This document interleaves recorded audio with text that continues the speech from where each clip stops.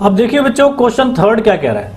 कह रहा है let A B and C be the sets such that A union B is equal to A union C, ये given है, and A intersection B is equal to A intersection C, ये भी given है।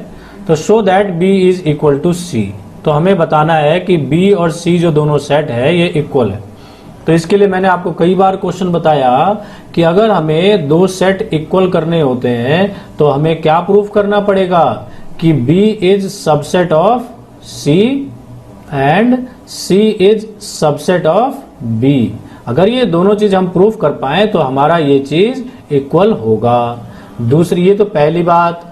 दूसरी चीज क्या बताई कि अगर हमारे को सबसेट बनाना है, जैसे C is subset of B करना है, तो एक कोई X एलिमेंट हो, वो अगर C से बिलोंग कर रहा है और वही X एलिमेंट अगर B से भी बिलोंग कर जाए तो जो पहले वाला सेट होगा वो सबसेट होगा बाद वाले का।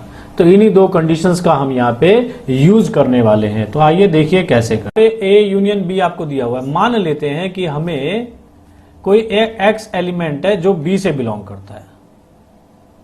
Late X belongs to B, ठीक है, B कोई सेट है, उस सेट से X बिलोंग कर रहा है। अब जब B से बिलोंग करेगा तो ये आपको समझ में आना चाहिए कि X बिलोंग करेगा A यूनियन B से भी, क्योंकि A यूनियन B में भी तो B के सारे एलिमेंट एग्जिस्ट करेंगे ही।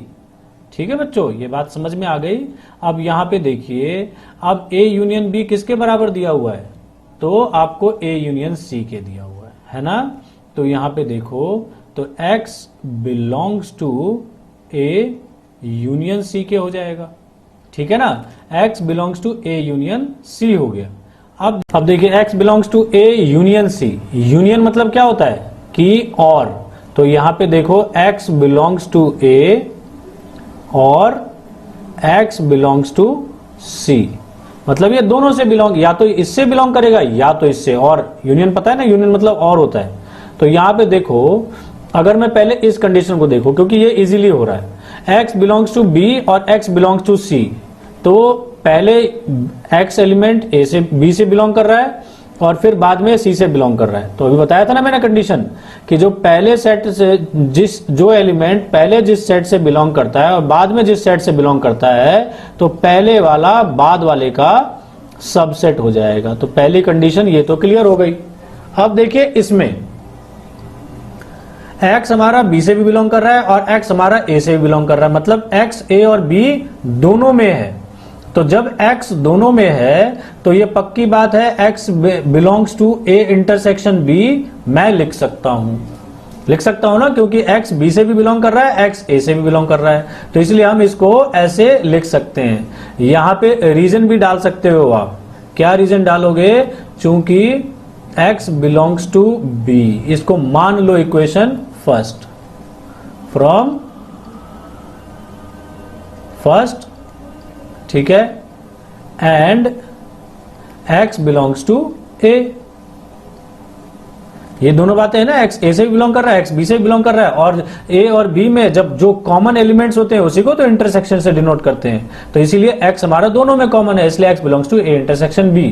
अब देखो ध्यान से, X हमारा A इंटरसेक्शन B हो गया और A इंटरसेक्शन B हमारे किसको बराबर दे रखा है? A इंटरसेक्शन C के। तो उसके जगह में A इंटरसेक्शन C लिख सकता हूं। क्यों? चूंकि A intersection B is equal to A intersection C। ठीक है बच्चों, अब देखो ये हो गया। तो इससे क्या होगा? अब यहां पे A और C दोनों में जो कॉमन एलिमेंट होगा वही तो X होगा। तो X A से भी बिलोंग करेगा, X बिलोंग्स टू A भी होगा, and X belongs to C भी होगा, है ना।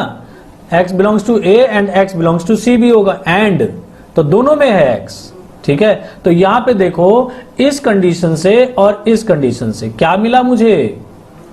पहले B से बिलोंग कर रहा था, बाद में C से, तो इसलिए यहां पे भी B हमारा C का सबसेट आ गया। तो दोनों कंडीशन समझ में आ गई। पूरा सारे प्रूफ करके दिखाने पड़ेंगे। ये नहीं कि कई बच्चे क्या करेंगे, सिर्फ यही ले लेंगे B सबसेट ऑफ C और इस कंडीशन को छोड़ देंगे। ये भी हमें प्रूफ करना पड़ेगा, क्योंकि यहां पे और लगा हुआ है। है ना। एंड में तो पक्की बात है आपको एलिमेंट दोनों में होगा तो एंड में छोड़ सकते हो, लेकिन और में आपको पक्का दोनों साइड प्रूफ करके बताना ही पड़ेगा। तो यहां पे तो बी हमारा सी का सबसेट आ गया। अब हम करते हैं सी को बी का सबसेट। तो देखिए अब क्या करेंगे, लेट y बिलोंग्स टू सी। अब y मान लिया हमने c से बिलोंग करेगा। अब y अगर हमारा c से बिलोंग करेगा तो क्या होगा बताओ, y belongs to a union c होगा, क्योंकि यूनियन में क्या होता है, c के तो एलिमेंट होंगे ही होंगे, है ना। तो a यूनियन c हम कर सकते हैं, है ना।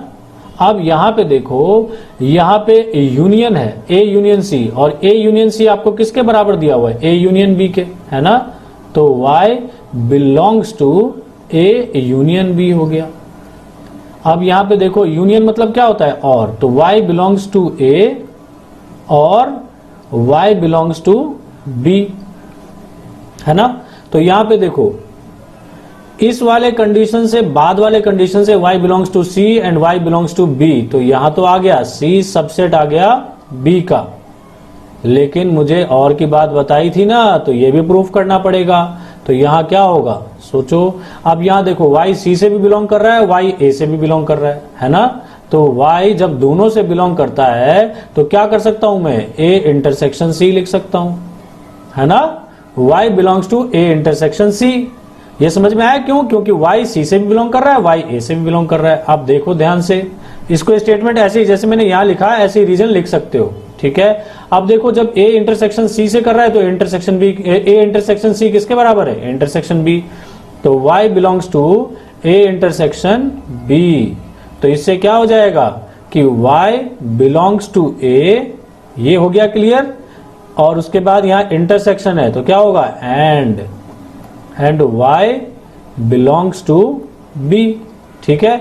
अब देखो यहां पे इस वाले कंडीशन और इस कंडीशन से मेरा क्या हो जाएगा, तो c is subset of b, ठीक है। तो यहां देखो इसको हमने स्टेटमेंट लिया फर्स्ट, इसको लिया हमने स्टेटमेंट सेकंड। तो from statement first and second, देखो बी सी का सबसेट और सी बी का सबसेट। मैंने क्या बोला था, बी सी का सबसेट सी बी का सबसेट, तो दोनों क्या हो जाएंगे, इक्वल। इसीलिए बी इज इक्वल टू सी। समझ में आया। तो इस तरीके के क्वेश्चन आते हैं 4 नंबर में सीधे बच्चों।